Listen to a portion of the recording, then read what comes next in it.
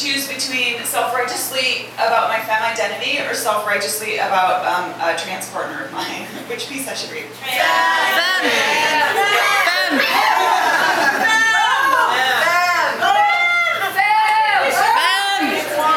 What I want in pocket? Yeah. Read them both. No. Okay. What do I want to read? Tara is also slamming, by the by. Watch out.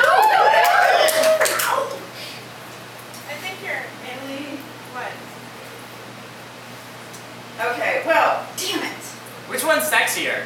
You know what? This is so unprofessional. You should never do this, ever. You should just have your decisions made and not be flying on Delta fucking Airlines with your shit.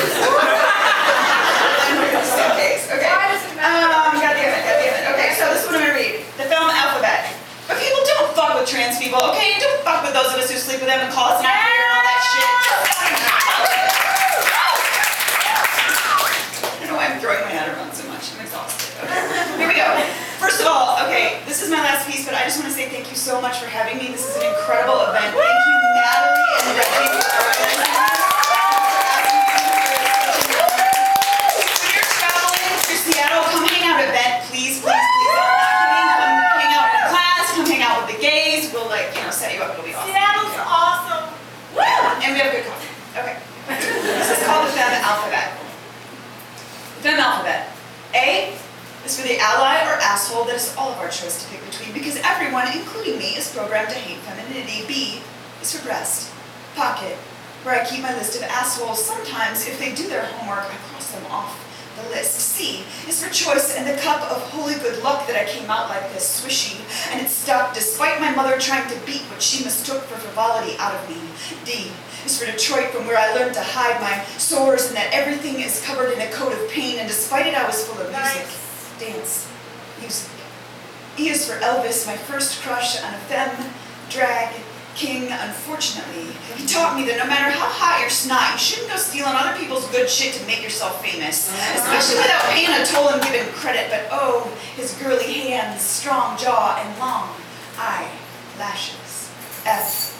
You know what F is for, and if you don't, it's because I told you to stop sniffing around my back door. G is for that spot in the garage where I learned I like the smell of gasoline and dirty jeans. H is for hornet, which is to say my tongue stinging its way out of my overactive mouth. I is for infinity, because what some call a limiting label is what I call the universe tied together with a loose and ever-expanding string inside which everything, and I mean everything, is possible. J is for joke. My lips and tits and hems and heels have been the butt of a slew of them, not to mention the target for a whole lot of exoticization, even though secretly, femmes know that the center of the gay rights Tootsie Pop is none other than femininity. L is for lick. Whoops.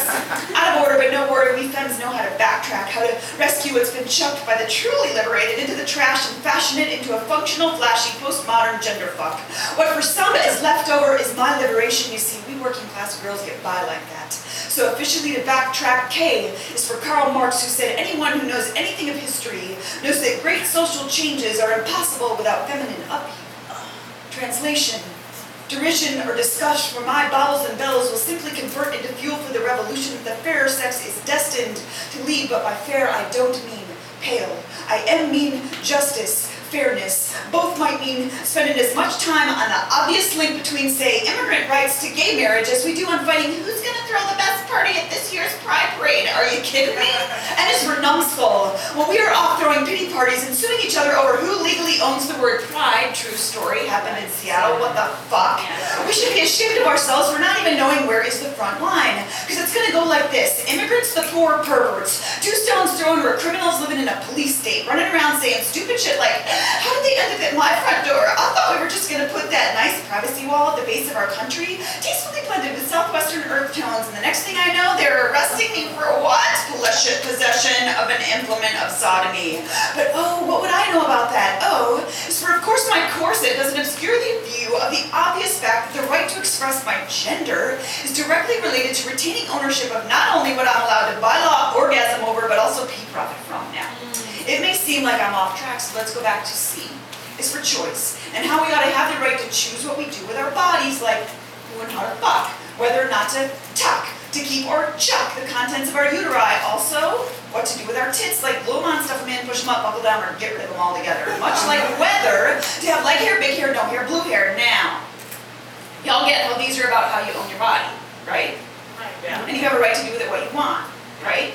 Yeah. Right. Okay, so here's why it's threatening. If we own our bodies, then we own our labor as well as its resulting corporate profit. Own body, own labor, own profit. Meaning it is a brilliant, oppressive design to interrupt that formula at its outset to fuck with body. Which is why we all gotta knock off asshole and pick up ally for our own damn good, because P is also for the pure fact that compliance with femme bashing is supporting the industrial enslavement of the worker. Do you need me to R review for that? Okay.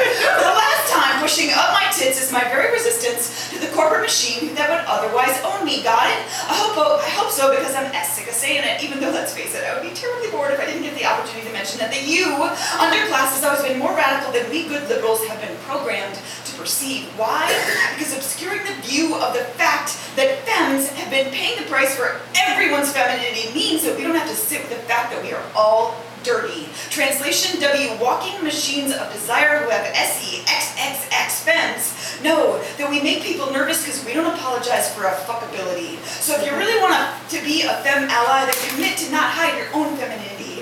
And repeat after me, I am fuckable. Femmes are not to blame for this, are not responsible for the fact that I have holes. We are just the ones who are not ashamed of it. So maybe the next time a girl with a swish like Elvis, looking like she might have a hornet for a tongue, a list in her breast pocket, and a cup of holy good luck to be gasoline on a fire of Marxist resistance crosses your path, you can skip the joke, forgo the exoticization, and instead go ahead and profit from her commanding example and loosen the ever-expanding string around your own infinity, which is to say you can un-z-zip it. Thank you so much.